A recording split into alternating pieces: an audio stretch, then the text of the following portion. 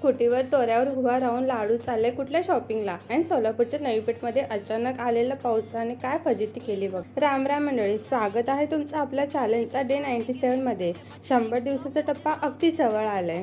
आज आम्ही सगळे एका मस्त मिशनवर निघालो. आपला लाडू स्कूटीवर पुढे कसा उभा राहिलाय बघा. आम्ही निघालो थेट सोलापूरच्या प्रसिद्ध नवी पेठ एरियामध्ये, कारण आज लाडूची मस्त शॉपिंग करायची होती.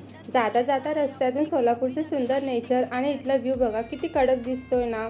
इथले रस्ते आणि आजूबाजूचे वातावरण पाहून मन अगदी प्रसन्न झालं. बघता बघता आम्ही नवी पेठ एरियामध्ये पोहोचलो. सोलापूरची नवी पेठ म्हणजे कपड्यासाठी आणि शॉपिंगसाठी एकदम बेस्ट ठिकाण. आम्ही तिथे एका छानच्या शॉपमध्ये गेलो आणि लाडूसाठी खूप सुंदर शॉपिंग केलो. लाडूला नवीन कपडे मिळणार म्हटल्यावर त्याची एक्साइटमेंट बघण्यासारखी होती.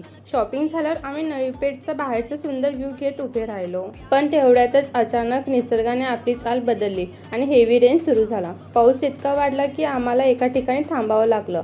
तिथे थांबून मी तुम्हाला हे आपलं जुनं सोलापूर दाखवते. बघा किती सुंदर आणि ऐतिहासिक वाटतंय ना. पाऊस थांबायचं नाव घेत नव्हतं. शेवटी आम्ही त्या पावसातच भिजत भिजत स्कूटीवरून घराकडे निघालो.